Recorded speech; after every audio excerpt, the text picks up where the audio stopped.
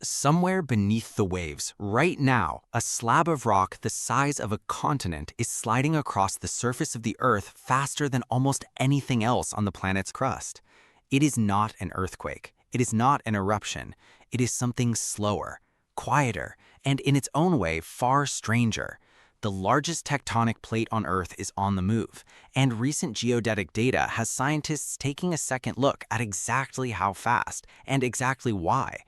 This is the story of the Pacific Plate, why it moves faster than every other major plate on the planet, why that speed has been creeping upward in certain places in ways researchers did not fully anticipate, and why a number measured in centimeters per year, a rate slower than your fingernails grow, is quietly reshaping coastlines, building mountains, and setting the stage for the next generation of earthquakes around the entire Ring of Fire. By the end of this, you will understand what is actually driving the fastest moving plate on Earth, why scientists measure its motion down to fractions of a millimeter using satellites orbiting hundreds of kilometers overhead, and why a slow, invisible drift happening beneath the Pacific Ocean matters enormously for the roughly 1 billion people who live somewhere along its edges. Start with scale, because scale is the only way any of this makes sense. The Pacific Plate is the single largest tectonic plate on the planet, covering roughly 103 million square kilometers. To put that in perspective, it is larger than the combined landmass of Asia and Africa.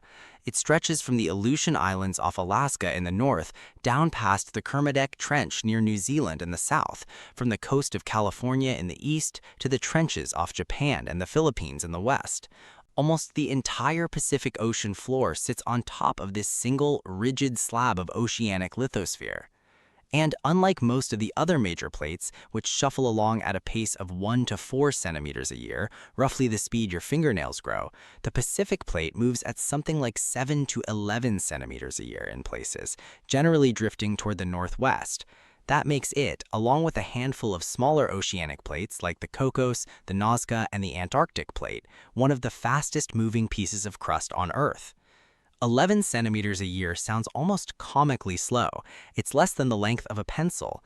But geological processes are not measured against a human lifetime. They are measured against deep time, and deep time changes everything. Run that rate forward across 1,000,000 years, and the plate has shifted 110 kilometers. Run it across the roughly 80 million years since the plate's motion last underwent a dramatic shift, and you get a total displacement measured in thousands of kilometers, enough to carry an island chain from the equator to the Arctic Circle. Slow and steady, given enough time, becomes enormous.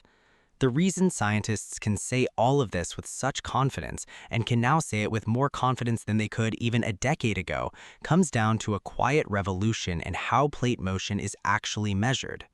For most of the 20th century, scientists reconstructed plate motion the hard way, through paleomagnetism, the study of magnetic minerals frozen into the seafloor as it cooled at spreading ridges, and through the aging of volcanic rock along hotspot trails. These methods are powerful, but they are historical. They tell you where a plate has been over millions of years. They do not tell you with precision where it is right now, today, this year. That changed with the arrival of space geodesy. Continuous GPS stations bolted into bedrock across the Pacific Rim, combined with satellite laser ranging and a technique called Very Long Baseline Interferometry, which uses radio signals from distant quasars billions of light years away as fixed reference points, now lets scientists track the position of a single point on the Earth's crust to within a few millimeters year after year, decade after decade. Networks like the Pacific Northwest Geodetic Array and monitoring stations scattered across Japan, Hawaii, and the South Pacific Islands feed a continuous stream of positional data back to research institutions, effectively turning the Pacific Plate into a patient that is under permanent, real-time observation.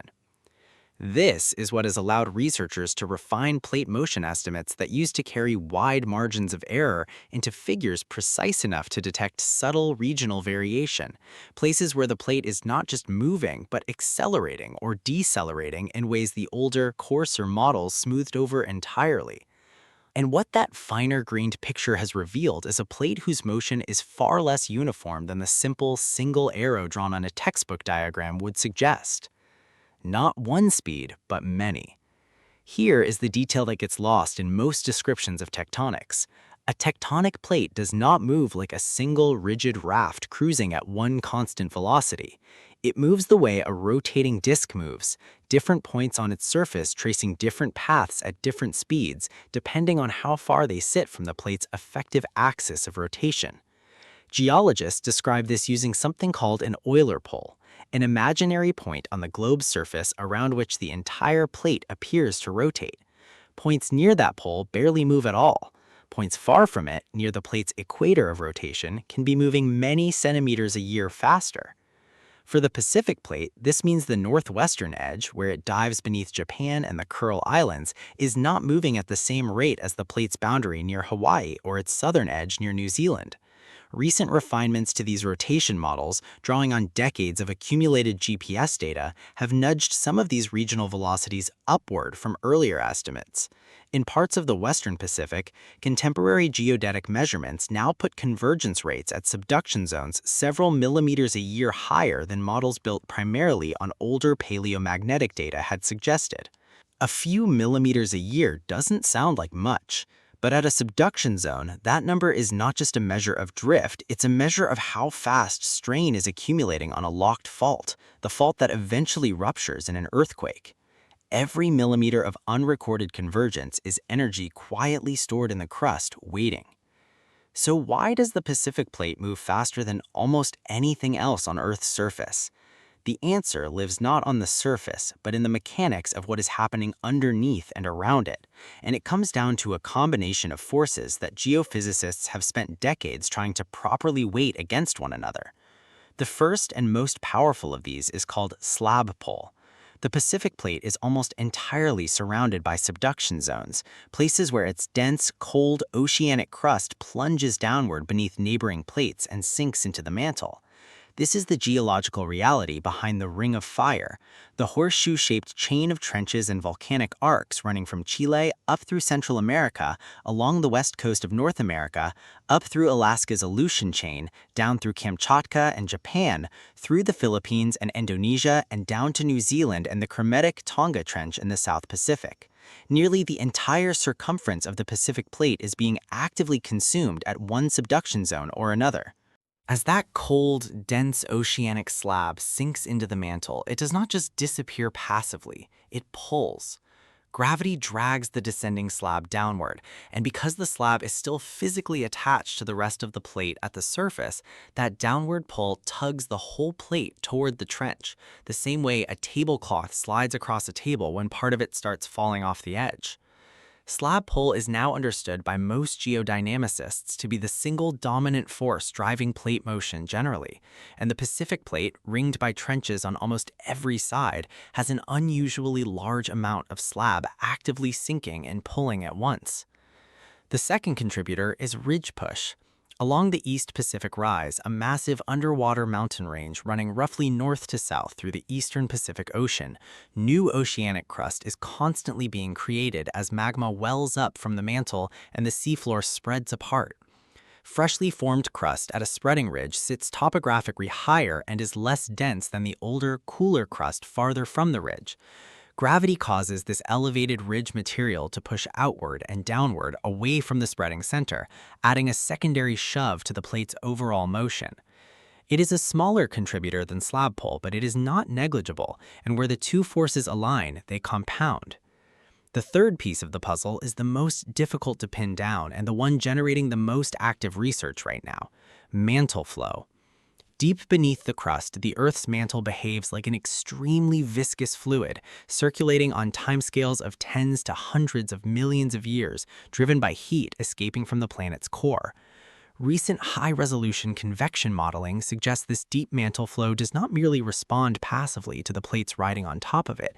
It actively drags on the base of the lithosphere, sometimes reinforcing a plate's motion and sometimes resisting it, depending on the pattern of convection cells beneath a given region. Beneath the Pacific specifically, researchers have identified a vast structure at the base of the mantle known as the Pacific Large Low Shear Velocity Province, an enormous, chemically distinct region roughly the size of a continent, sitting nearly 3,000 kilometers below the surface, right at the boundary between the mantle and the Earth's core. Multiple mantle plumes, the deep, buoyant upwellings of hot rock responsible for hotspot volcanism like Hawaii, appear to be rooted at the edges of this structure. Recent work tracing the geochemistry of volcanic chains across the Pacific has found evidence that some of these plumes are not stationary. They drift, sometimes independently of the plate above them, which complicates the old assumption that hotspots act as a fixed frame of reference against which plate motion can simply be read off like an odometer. When the ocean floor itself is speeding up. This is where some of the most interesting recent research comes in, because it turns out plate motion is not only variable across a plate surface, it can vary over time at a single location, and scientists have caught it happening in real time along part of the Pacific's spreading boundary. Along the southeastern portion of the East Pacific Rise near Easter Island, researchers combining radiometric dating of volcanic rock with geochemical analysis found evidence of a deep mantle plume, the same Easter hotspot responsible for Easter Island itself, exerting a measurable, localized influence on the spreading rate of the ridge nearby. Their model describes a genuinely elegant piece of geophysics, a deeper, less buoyant mantle region pushing the ridge westward, while a shallower, more buoyant plume-influenced region actively accelerates the rate at which new seafloor is being generated in that specific stretch of the ridge. The result is a documented localized speed-up in seafloor spreading, driven directly by the plume's interaction with the ridge system above it. Findings like this matter because they overturn a simplification that has quietly shaped plate tectonics for decades, the idea that a plate's boundary conditions are essentially uniform along its length, and that a single average velocity vector is a good enough description of what is happening. It increasingly is not. Mantle plumes appear capable of locally reshaping the very forces that drive plate motion, accelerating spreading in one stretch of ridge while leaving the rest of that same ridge system moving at an entirely different pace. The Pacific Plate, stitched together at its spreading boundary by a chain of ridges running thousands of kilometers, is therefore not one uniform machine. It's a patchwork of regions, each responding to a slightly different combination of slab pull, ridge push, and deep mantle influence, and each capable of speeding up or slowing down somewhat independently of its neighbors. Reading the plate's own diary, the Hawaiian Emperor Bend. If you want physical, visible proof that the Pacific Plate's motion has changed dramatically over geological time and continues to be an active area of scientific debate about exactly why, you do not need to look at satellite data at all. You can look at a map of the seafloor. Stretching northwest from the Hawaiian Islands, then bending sharply north and continuing all the way toward the Aleutian Trench near Alaska, lies one of the most striking geological features on Earth, the Hawaiian Emperor Seamount Chain, a nearly 6,000-kilometer-long trail of underwater volcanoes and islands. This chain formed the same way the Hawaiian Islands themselves continue to form today. A stationary hotspot deep in the mantle produces a steady stream of magma that punches through the crust above it, building a volcano. As the Pacific Plate slides slowly across that fixed hotspot, the volcano is carried away from the magma source and goes extinct, while a brand new volcano begins forming at the current hotspot location. Run that process for 80 million years, and you get an entire chain of islands and seamounts, each one older the farther it sits from the still active hotspot beneath the Big Island of Hawaii today, functioning as a kind of odometer written directly into the seafloor. The striking feature of this chain is the sharp bend, roughly 47 million years old, where the older Emperor seamounts running almost due north suddenly give way to the younger Hawaiian chain running distinctly northwest. For decades, the conventional explanation was straightforward. The Pacific Plate itself abruptly changed direction around that time, likely in response to a major reorganization of subduction zones along the western Pacific. But newer research, drawing on high-resolution global mantle convection models constrained by detailed plate reconstructions, has complicated that story considerably. Recent modeling work suggests the Hawaiian hotspot itself was not perfectly stationary during this period. It appears to have undergone significant motion of its own, drifting first westward and only later reversing to drift eastward, driven by the same deep mantle flow patterns coupled to subduction happening thousands of kilometers away.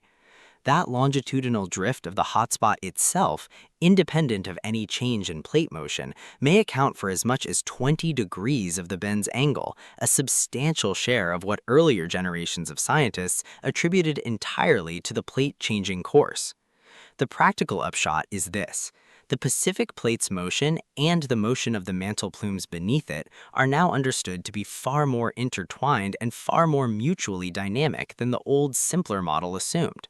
Untangling exactly how much of any observed change in plate speed comes from the plate itself responding to new subduction forces versus how much comes from the mantle plumes used to measure that speed quietly moving out from under it is one of the more active and genuinely unresolved problems in modern geodynamics. Why some plates sprint and others barely crawl? It is worth pausing here to answer a question that naturally follows from all of this. If slab pull is such a dominant force, why doesn't every plate move at roughly the same speed? The answer comes down to geometry, and specifically to how much of a plate's boundary is actively subducting versus how much of it is simply drifting freely, unattached to any sinking slab. The North American plate is a useful contrast. Across most of its length, it is bounded not by subduction, but by the slow-spreading mid-Atlantic ridge to the east, a boundary that generates comparatively gentle ridge push, and by continental collision zones in transform faults elsewhere. It has relatively little slab actively sinking and pulling it forward. The result is a plate that creeps along at roughly 1 to 4 centimeters a year, a pace close to the growth rate of a human fingernail, exactly the kind of number that led early geodesists to doubt plate tectonics could even be measured directly at all. The Pacific Plate is almost the opposite case.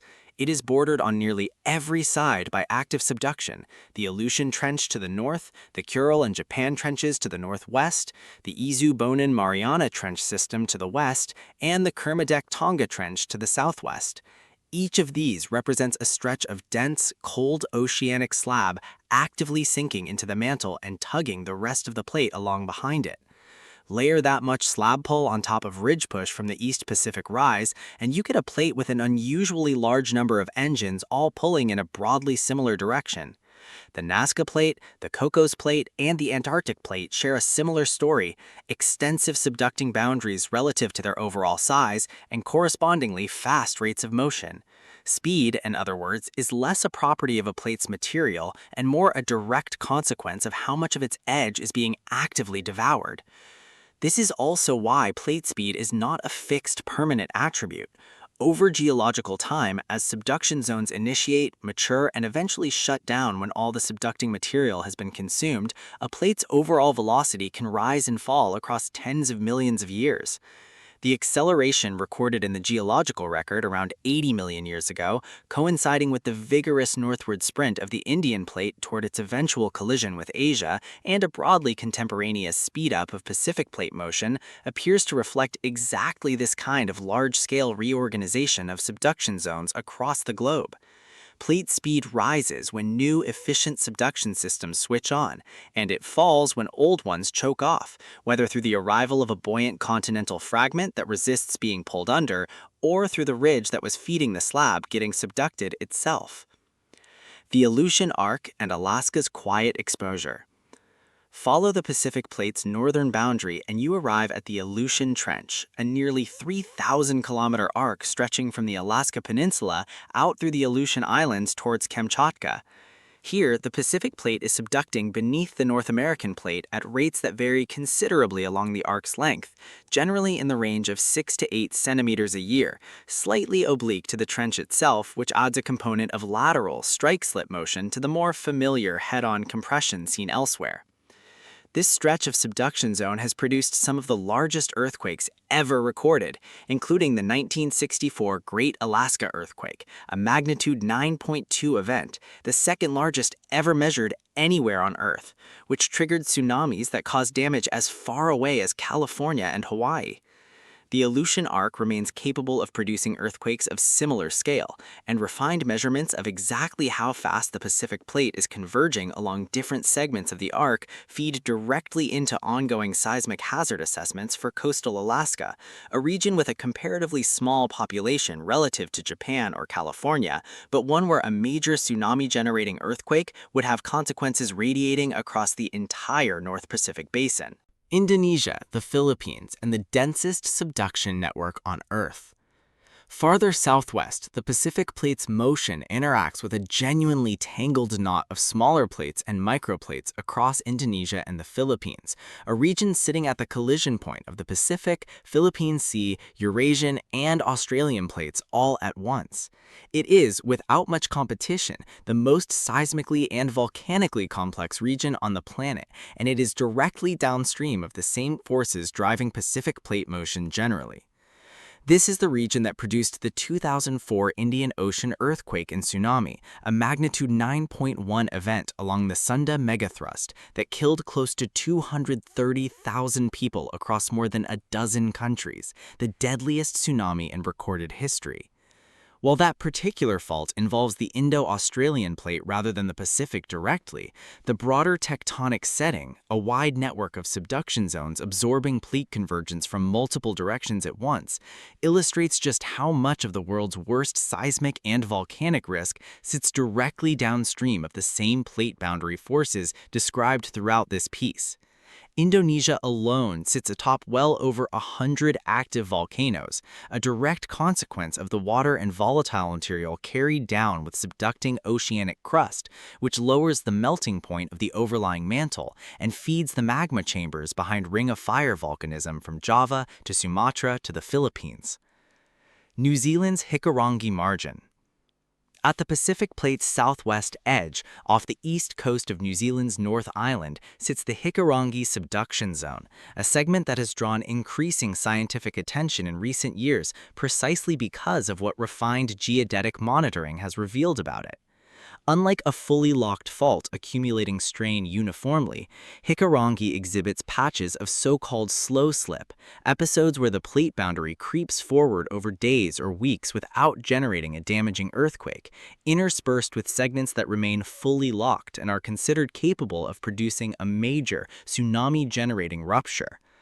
Continuous GPS monitoring across the North Island has become one of the best instrumented natural laboratories anywhere on Earth for studying exactly how these slow slip episodes interact with locked, seismically dangerous patches nearby, and whether a slow slip episode can act as a trigger nudging a neighboring locked segment closer to failure. It is a vivid, real-world demonstration of why the fine-grained region-by-region approach to measuring Pacific Plane motion has become so much more valuable than a single averaged velocity ever could be. Two neighboring stretches of the exact same subduction zone can behave in almost opposite ways, one releasing strain gradually and harmlessly, the other storing it silently for a future rupture. Separating the signal from the noise. Given how much of this piece has focused on earthquakes, subduction zones, and accumulating strain, it is worth being explicit about what the recent refinements to Pacific Plate velocity actually do and do not mean, because this is exactly the kind of scientific story that tends to get inflated online into something far more dramatic than the underlying data supports. Refined GPS measurements showing that certain stretches of Pacific Plate boundary are converging a few millimeters a year faster than older models assumed is not evidence of an imminent specific earthquake. Plate tectonics doesn't work like a countdown clock that can be read off a velocity figure. It is one input, an important one, into long-term probabilistic hazard models that describe the likelihood of a major earthquake occurring along a given fault segment within a multi-decade window, not a prediction of when the ground will actually shake. Earthquake prediction in the sense of specifying a date, location, and magnitude in advance remains as it has for the entire history of seismology beyond current scientific capability, and nothing about improved plate motion tracking changes that fact.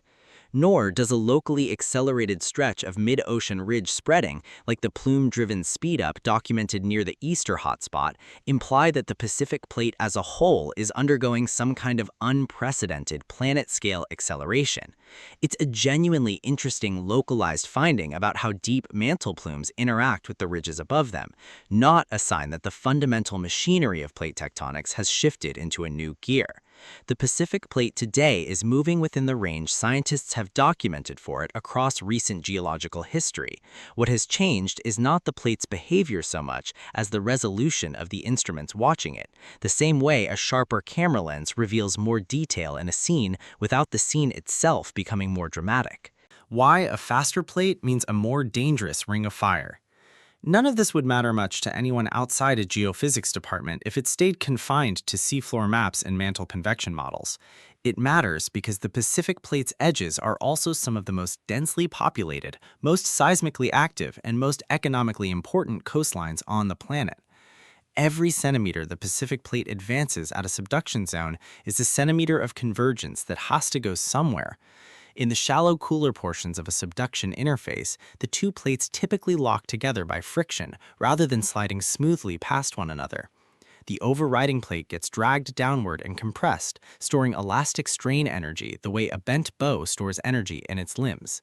That strain accumulates silently, invisibly for decades or centuries, right up until the locked potch finally slips, releasing all of that stored energy at once in a matter of seconds. That sudden slip is what an earthquake actually is, not new energy appearing from nowhere, but banked energy, deposited gradually by exactly the plate motion we have been describing, being spent all at once. This is why the rate of plate convergence is not an academic curiosity to seismologists. It is one of the core inputs used to estimate the long-term earthquake potential of a given fault segment. A subduction zone converging at a faster rate accumulates strain faster and, all else being equal, tends toward more frequent major ruptures over the long run than a slower converging one. Refinements to the Pacific Plate's measured velocity at specific subduction zones feed directly into the seismic hazard models used to estimate how much strain has reaccumulated since 2011 and where the next major rupture along that boundary is most likely to occur. The same logic runs down the entire ring of fire. Along the Kermagus-Katonga Trench northeast of New Zealand, one of the fastest subduction zones on Earth, the Pacific Plate descends beneath the Australian Plate at rates that can exceed 20 centimeters a year in places, an extraordinary pace that has made this stretch of trench a focus of intense study, precisely because such rapid convergence has the potential to generate very large earthquakes with comparatively short recurrence intervals. Off the coast of Chile and Peru, it is the Nazca Plate rather than the Pacific doing the converging, but the underlying mechanics and the historical record of some of the largest earthquakes ever recorded, including the 1960 Valdivia earthquake in Chile, the strongest earthquake ever measured by modern instruments, tell the same fundamental story: fast convergence, locked faults, and periodic catastrophic release. The view from California. Closer to home for a huge share of the audience watching earthquake science unfold, the Pacific Plate's motion is also the engine behind the San Andreas fault system running through California. Here, the geometry is different from a subduction zone. The Pacific Plate is not diving beneath North America, it is sliding horizontally past it in what geologists call a transform boundary, grinding northwest relative to the North American Plate at roughly the same handful of centimeters that characterizes the plate's motion generally. That grinding motion is not smooth. Along most of its length, the San Andreas system is locked, meaning friction holds the two plates in place even as the deep crust beneath continues its steady creep. The result, again, is stored strain, quietly building along a fault system that runs directly beneath some of the most populous, most economically significant real estate in the United States. Periodically, that strain releases in a major earthquake, as it did in 1906 in San Francisco and in 1857 along the southern San Andreas near Fort Tejon. Current seismological consensus holds that significant sections of the fault, particularly in Southern California, are overdue for a major rupture based on the accumulated time since their last significant release relative to the plate's ongoing rate of motion, a comparison that only works because scientists can measure that rate of motion with increasing precision year over year. A continent-sized machine watched in real time. What makes this moment in plate tectonics genuinely different from earlier decades of research is not that the Pacific plate has suddenly started doing something new. Geologically speaking, it has been doing more or less the same thing, driven by the same combination of slab pull, ridge push, and mantle flow for tens of millions of years, and it will keep doing so long after every structure built along its margins today has crumbled to dust. What has changed is the resolution of the instruments watching it. A global network of continuously operating GPS stations, satellite laser ranging facilities, and increasingly sophisticated global mantle convection models has turned what used to be a rough, averaged-out arrow on a textbook diagram into something closer to a living patient under constant monitoring. Scientists can now detect subtle regional variation in convergence rate at individual subduction zones. They can trace with growing confidence how deep mantle plumes are actively reshaping the pace of seafloor spreading in specific stretches of ridge. They can revisit 80-million-year-old questions about a bend in a chain of extinct volcanoes and find that the old simple answer was incomplete, that the mantle itself has been moving underneath the plate all along.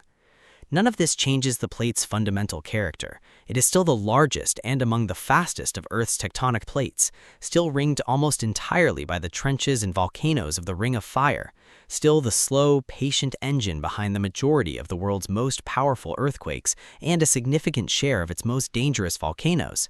But the picture scientists now have of exactly how it moves, region by region, decade by decade, is sharper than it has ever been. And that sharper picture feeds directly into the hazard models that inform building codes, early warning systems, and long-term risk planning for hundreds of millions of people who happen to live along its restless edges. What to actually watch going forward? If you want to keep an eye on where this research heads next, there are a few threads worth following. The first is the ongoing refinement of regional convergence rates at individual subduction zones, particularly along the Japan Trench, the Cascadia margin, and the Kermadec-Tonga system, where even small upward revisions in measured plate velocity translate directly into updated estimates of accumulated seismic strain and, by extension, updated earthquake hazard assessments for the coastal populations living above them. The second is continued work on the relationship between deep mantle plumes and plate motion, an area where the old assumption of fixed, stationary hotspots serving as a passive frame of reference is being steadily replaced by a picture of a genuinely dynamic, two-way interaction between the plates at the surface and the deep mantle structures beneath them. Every time that picture gets refined, it forces a re-examination of how scientists reconstruct not just where the Pacific plate is going, but where it has already been. And the third is simply the steady accumulation of geodetic data itself. Every additional year of continuous GPS observation sharpens the statistical confidence behind every velocity estimate discussed here. A plate moving at 10 centimeters a year is, on human timescales, almost imperceptibly slow, but it is also, when measured carefully enough and tracked long enough, one of the most reliably observable large-scale processes on the entire planet, a continent-sized machine whose gears we can now watch turning in something close to real time. The Pacific plate is not moving faster than expected because something alarming or unprecedented has begun. It is moving the way it always has, driven by forces set in motion tens of millions of years ago and still very much active today. What has changed is that for the first time in the history of Earth science, we finally have instruments precise enough to actually watch it happen, region by region, millimeter by millimeter, and to understand in far greater detail than any previous generation of scientists exactly what that motion means for the earthquakes, the volcanoes, and the coastlines that sit along its edge.